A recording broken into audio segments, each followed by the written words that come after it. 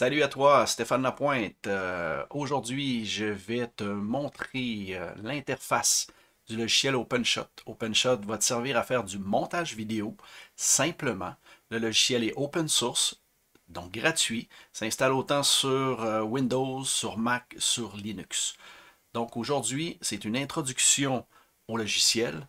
On va voir l'interface sous plusieurs angles. Donc, dans ce tutoriel vraiment très simple, comme je disais tantôt, on va survoler l'interface. Donc, on va regarder les menus. On va regarder un peu comment fonctionnent les menus, le bouton de droite, comment utiliser le bouton de droite efficacement. Au niveau de l'aperçu vidéo, quelques petits trucs pour l'aperçu vidéo.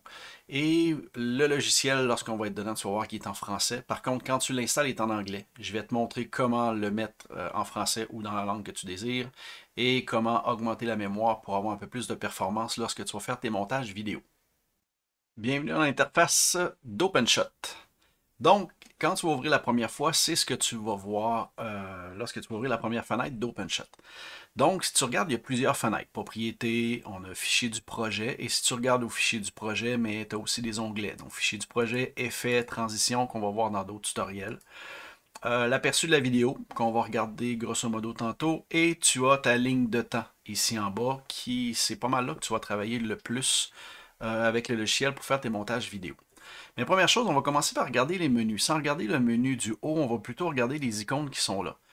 Première chose, lorsque tu survoles un menu et que tu laisses ton curseur là, tu as une petite bulle qui t'explique à quoi sert le bouton. Donc, peu importe quel bouton que tu vas aller, si tu laisses ton curseur dessus, tu vas voir à quoi ça sert. Et tu peux le faire à chaque fois que tu as un petit icône comme ça. Donc, tu regardes et ça t'explique qu'est-ce que tu peux faire au niveau des boutons.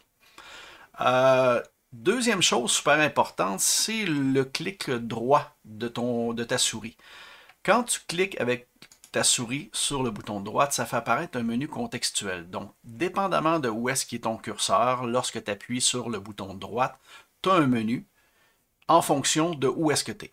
Présentement, j'ai cliqué avec le bouton de droite directement sur ma fenêtre et tu vois ici que j'ai des crochets.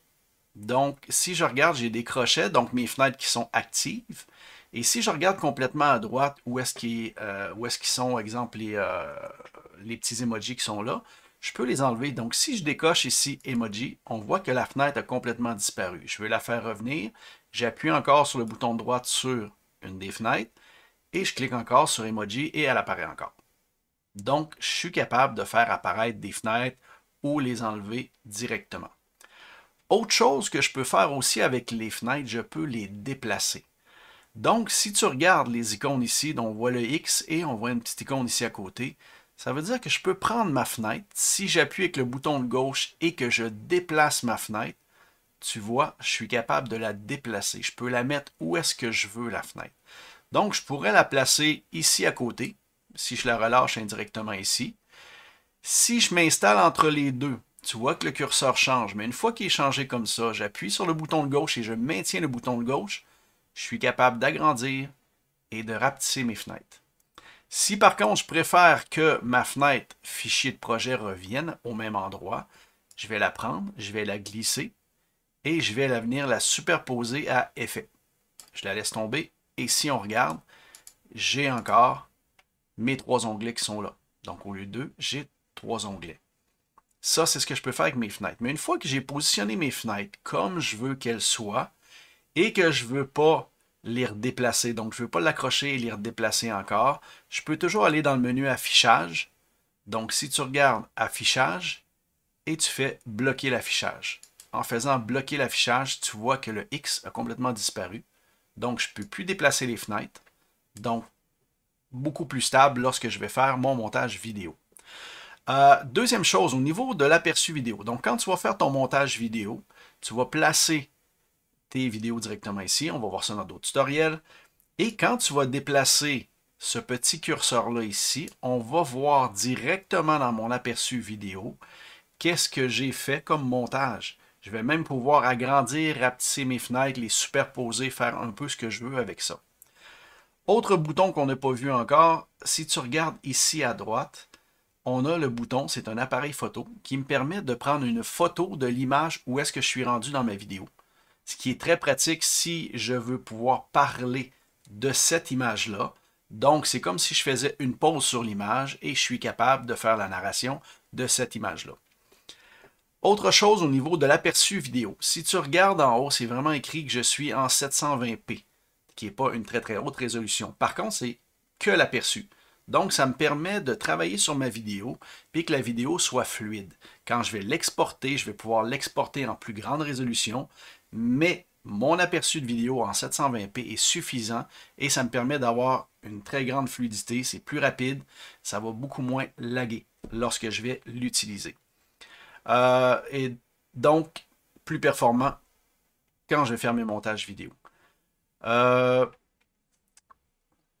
Aussi, donc, ce qu'on va faire, si je vais dans les préférences de mon logiciel, les préférences de mon logiciel vont me permettre, première des choses, de changer la langue de mon logiciel. Donc, il y a un paquet de langues.